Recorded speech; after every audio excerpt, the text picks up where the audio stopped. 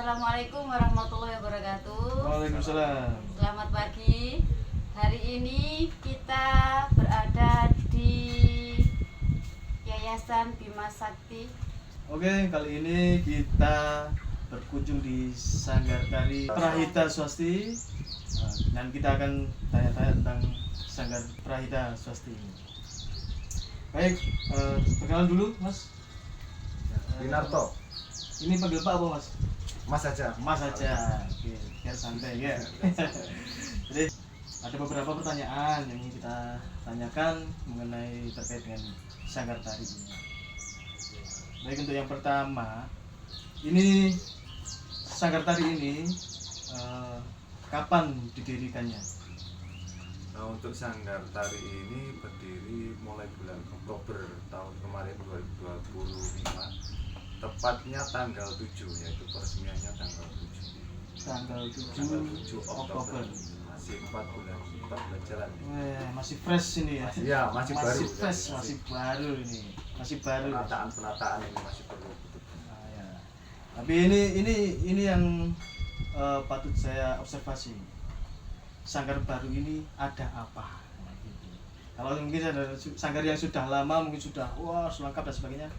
Nah, ini yang ini kebetulan di sini kan baru, jadi di sini ada apa saja nanti kita tanya lebih dalam kan.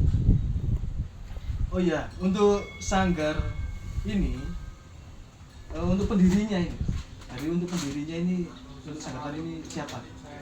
Ini dari saya coba cerita dari awal dulu ya. Oke, siap. Kita itu ada komunitas sosial juga yang itu bergerak di bidang cinta budaya. Nah, dari situ kita awalnya ketemu sama teman-teman yang kebetulan juga punya sanggar, namanya Mbak Dona dari Terawas. Itu sebenarnya kita nggak terlalu serius juga, kita ngobrol tentang tari.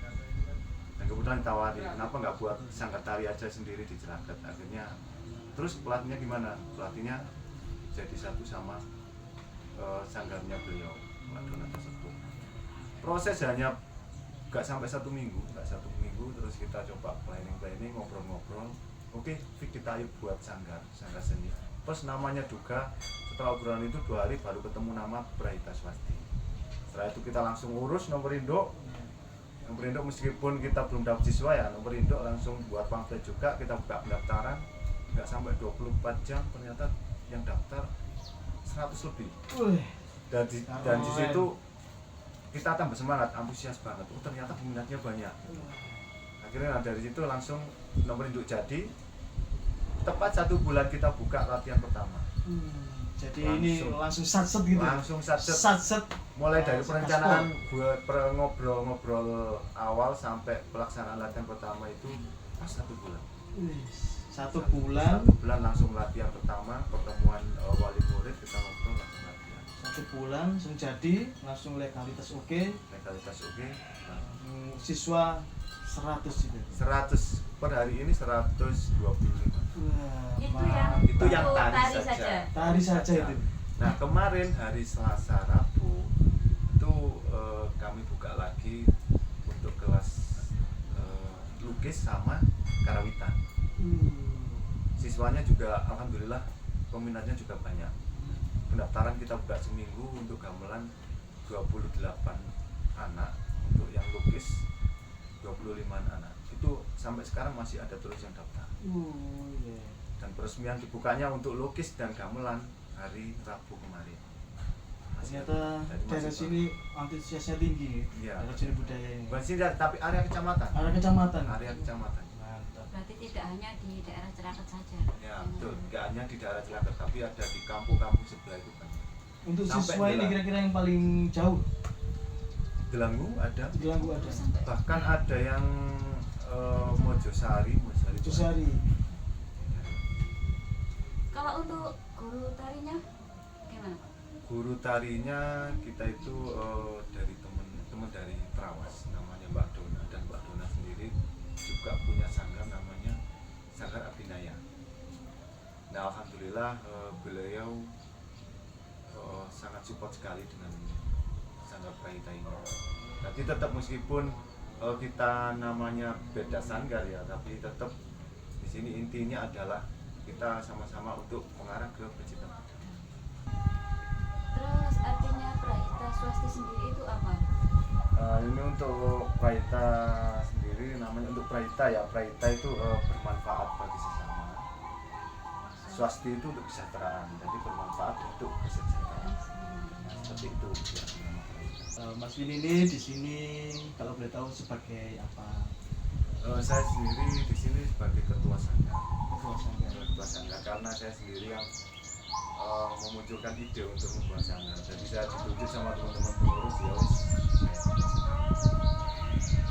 Di sanggar tari ini untuk jenis-jenis tari itu apa saja?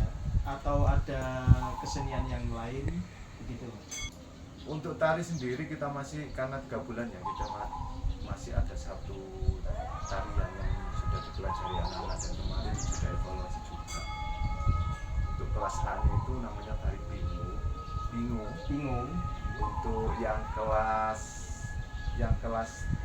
B, yang B Kencana Wingka. Kelas B itu umur dari kelas 3 sampai kelas 6 SD.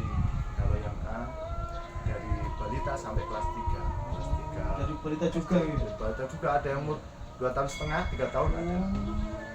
Dan untuk yang C SMP, SMA itu ada tari Pelumas. Itu yang sudah dipelajari dan selesai, mereka semua sudah evaluasi. Oh, sudah ini. Karena masih 3 bulan, jadi masih satu materi tari saja yang sudah diselesaikan. Berarti evaluasinya itu 3 bulan sekali. Nah betul, 3 bulan sekali. Ditampilkan gitu. Satu tarian itu dipelajari selama 3 bulan. Setelah itu evaluasi. Dan plus ada rapotan juga, kita kan ada rapotan evaluasi dari hasil 3 bulan. Selama 3 bulan ini untuk si A, si B, si C ini ada nilainya seperti kayak pembelajaran sekolah. Jadi 3 bulan ini insya Allah jaminan bisa nari anaknya gitu. Sudah bisa, bahkan kemarin juga wis banyak sing antusias ikut lomba. Ternyata antusias anak-anak itu untuk tari ternyata sangat besar sekali. Hanya mungkin dari dulu nggak ada wajahnya juga ya sanggar, terus terutama di area Celaket nggak ada sanggar, jadi anak-anak yang hobinya nari itu nggak tahu harus kemana, karena di sini ada sanggar. Jadi mereka antusias untuk ikut nari dan tiap lomba antusias untuk ikut. Ya karena memang jarang sekali ada sanggar kan ya. Iya, betul. di sini kan jarang. Terus Seperti yang saya bilang tadi, belum 24 jam saya buka pendaftaran sampai 100. Buka untuk 1 minggu sekali untuk tari hari Selasa, untuk karawitan sama lukisnya itu di hari Rabu, mulai dari jam 3 sampai jam 5. Tapi kondisional biasanya anak-anak untuk yang tari khususnya ya, untuk yang tari kita latihannya mulai jam 4 biasanya sampai jam 7, nggak mau pulang mereka harus tetap kadang buat konten tari dan lain-lain. Yaitu salah satu bukti bahwasanya anak-anak itu memang kecintaannya terhadap budaya itu sebenarnya sangat besar sekali. ya itu tadi nggak ada wadahnya. Ya, Dan karena nggak ada wadah. saya lihat di sini tuh untuk tempatnya itu mendukung ya. Ya, Sangat mendukung. tempat ini adalah Yayasan Bima Sakti. Bima Sakti. Kita Bisa disupport. dikunjungi kapanpun. Boleh, tempat ini terbuka, siapapun boleh ke tempat ini dan untuk kegiatan apapun. Jadi kita disupport penuh sama Yayasan Bima Sakti untuk tempatnya. Nah, untuk sanggar tari Praita Swasti ini, apakah pernah mengikuti festival di luar atau tingkat kabupaten, tingkat provinsi? Untuk festival kita hanya kemarin itu hanya lomba-lomba saja. Kita belum ada event. Mungkin masih 3 bulan ya. Jadi untuk targetnya sih memang untuk tahun depan kita tiap kali ada festival kita hadir. Karena kita juga kan ada hubungan komunikasi dengan dinas kebudayaan juga. Jadi untuk kedepannya itu rencana panjenengan mengikuti Ya, setiap festival yang ada. Bahkan sampai Nusantara pun insya Allah targetnya kita ke sana. DMII terutama, biasanya kan umum kita 1 tahun sekali kan ada acara di DMII. Insya Allah nanti semoga tahun depan murid-murid Praita Swasti bisa gabung di sana. Karena siswanya kan banyak ya. Sekarang ini masih dibuka apa enggak gitu, Pak?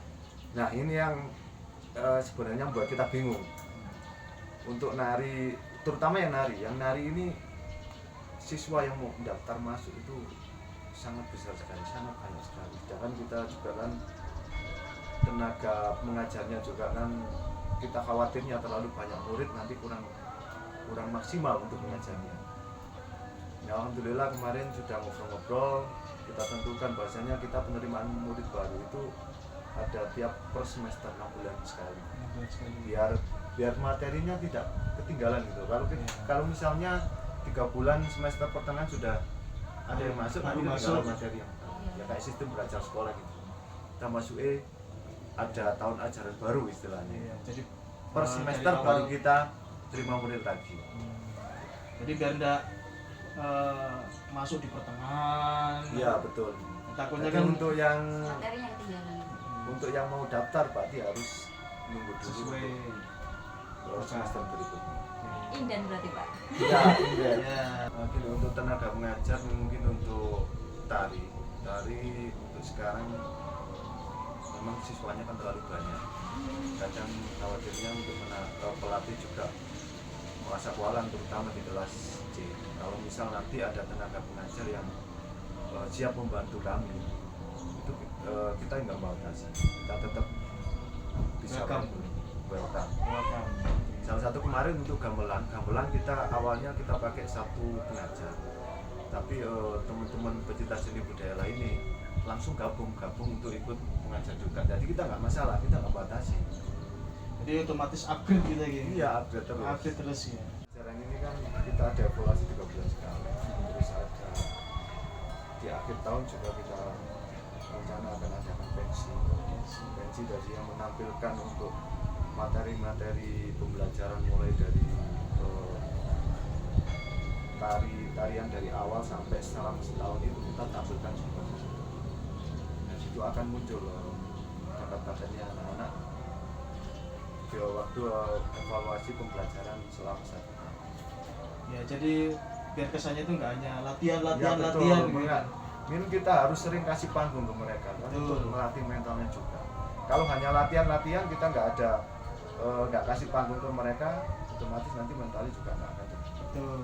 Biasanya kan yang paling rame ini, yang paling umum kan mungkin pensi Agustusan. 11 Agustus itu anak-anak tari itu biasanya latihannya kan 1 minggu sebelum pensi. Nah untuk Agustus tahun depan ini saya yakin di Telaga ini akan banyak grup-grup tari, kelompok-kelompok yang akan membawakan tampilan banyak tarian di situ. Semakin beragam. Salah satu panggung gratis, panggung rutinan buat anak-anak.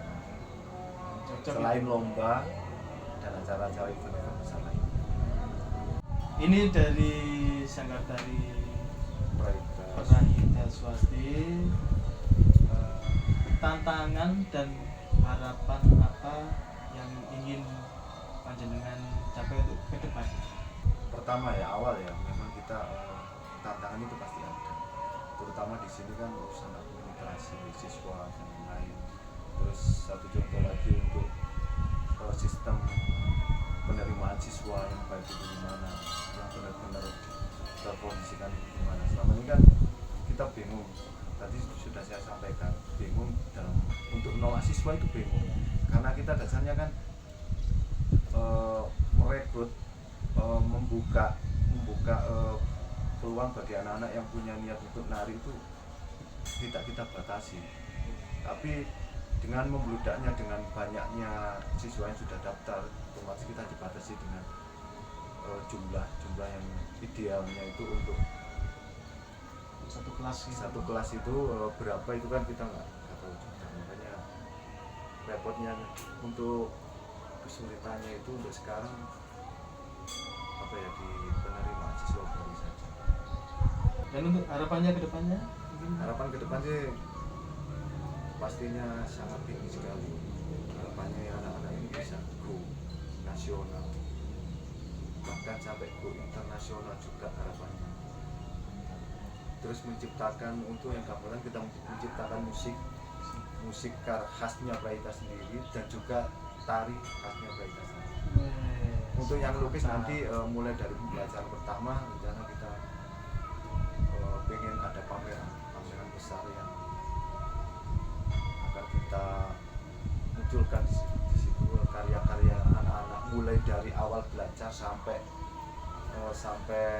berapa tahun lagi kemudian nanti itu hasil karya-karya dari anak lukis itu ingin kita pamerkan biar bisa menunjukkan seberapa pintar kreativitas.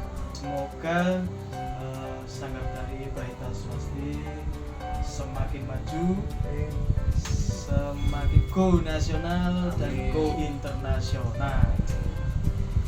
Terima kasih untuk waktunya buat Mas Win atas meluangkan waktunya wawancara kami. Saya Elsa Nursanti dan saya Satya Rawachandra. Terima kasih. Kami akhiri. Wassalamualaikum warahmatullahi wabarakatuh.